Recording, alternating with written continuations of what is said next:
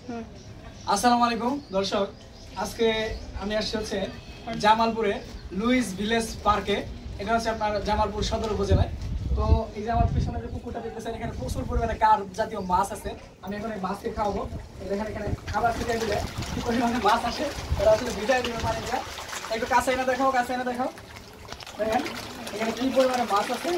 তো এখানে যে 10 টাকা দিয়ে আবার খাবার কিনতে পাওয়া যায়। কাছে এনে দেখাও, কাছে এনে দেখাও। তো আসলে এগুলো হচ্ছে প্রাকৃতিক জিনিস। ওই মাছটা সাজিয়ে দিয়ে এগুলোতে আপনি চোখের সামনে দেখলে আপনার ভালো লাগবে। ছোটো ছোটো বাচ্চা যারা আছে মাছ দেখা যেতেছে, এখানে প্রচুর পরিমাণে মাছ আছে। তো এখানে আসছিলাম আমরা হচ্ছে ঘুরতে।